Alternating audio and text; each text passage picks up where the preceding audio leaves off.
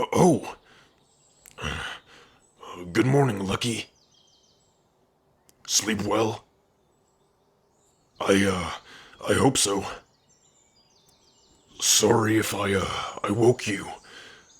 I was just up earlier cutting some of the logs behind the cottage for some firewood. Well, yeah. As an Oni, I don't really care much about the temperature. But I know it gets cold sometimes at night here in the Badlands. And, well, I wouldn't want you to get too uncomfortable with the unnatural atmosphere here. The portals really took a toll on everything and everyone that wasn't cornered off by your wall. Let's just say that there is a reason that there aren't many of the common folk here due to that. So, since you may be here for a while, until we can find a way to get across that wall, if that's what you desire, I thought that it might not be a bad idea to make sure you're as comfortable as could be while you choose to stay with me. Wouldn't want you getting sick or hurt before you acclimate. So, since there's an abundance of dead trees around the abyssal corrupted area here, I thought that firewood was a great way to heat the cottage at night. And since we haven't finished our book yet, I'd thought that a nice fireside book reading would be a great way to pass our evenings together. And with all the books I have here, we wouldn't have a shortage of entertainment. Plus, I've even tried writing my own, but while I can read common fluently, writing it is a bit harder. So, the red books on that shelf that look like all the text is written in scratch marks and jumbles, that's just my books, written in abyssal. They aren't that good. I'm more of a reader than a writer. But I've been inspired one too many times by some of my favorite novels. If you would like, I could use them to help speak and write like those of the Abyss. It may be harder for those who are attuned to the mortal tongue. The pronunciation for words in Abyssal is peculiar. Many who are unaware of the language may find it hard to get in tune with its rhythm. Most of the letters, when transcribed into common, are rolled over or silent. It's hard to explain without some writing. Here, let me finish up the firewood, and I'll show you some of my books.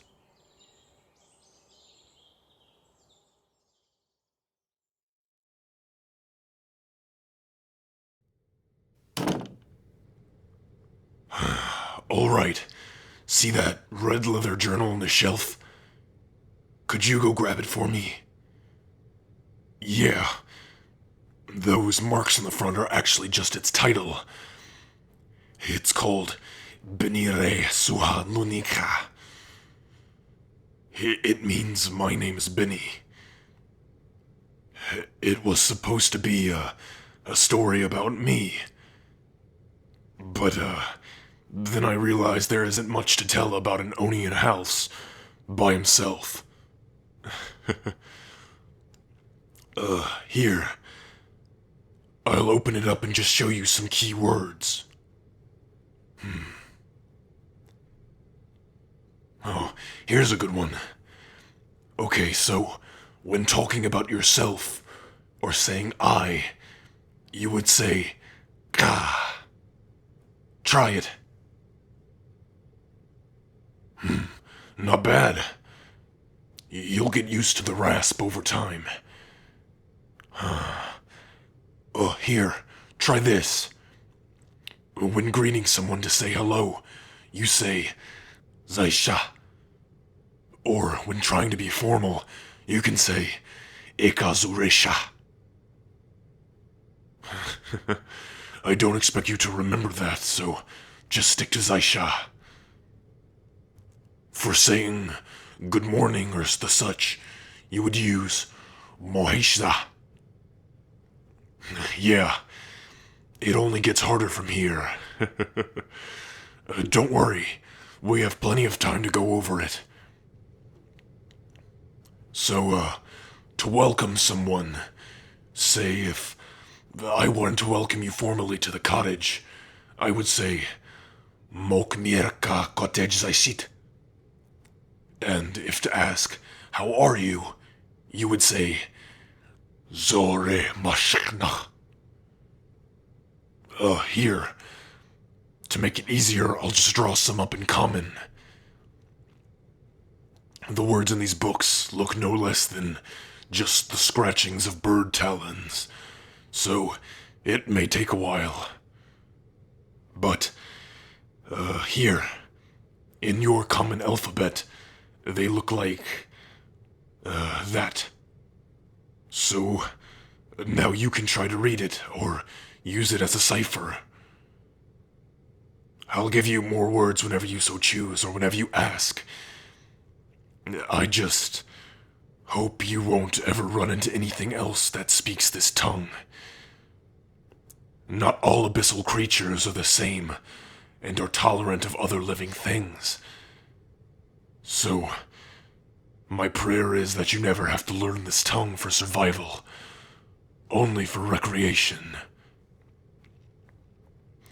What I'm hoping is for that one of the fake creatures drop a scroll or some writing that I can use to learn how to read Sylvan.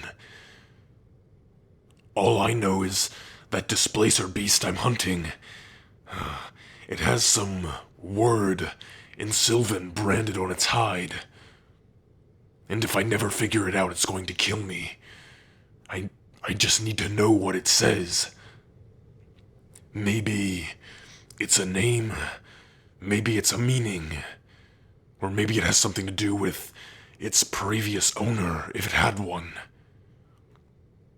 Whatever it is, it's caught my extreme interest.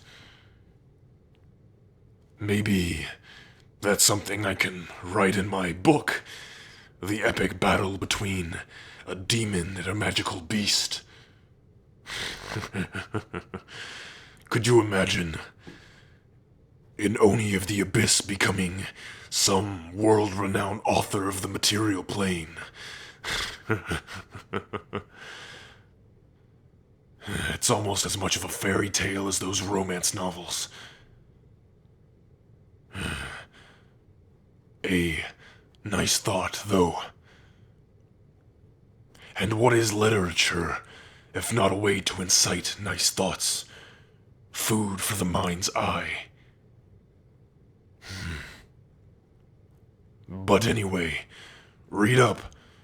Maybe if you see another Oni out here, you can tell it to kindly run away before I show up and kindly beat it with a club.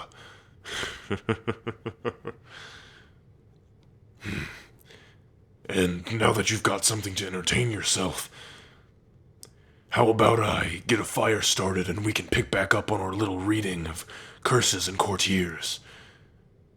It's almost to my favorite part, where the peasant finds out that... well, I don't want to spoil it for you now. So, what do you say? Probably better than curling up in a stuffy hayloft, huh? Well then, I bet we can both manage to fit in this recliner in front of the hearth. I make no promises, though. When I sit down, I almost feel bigger.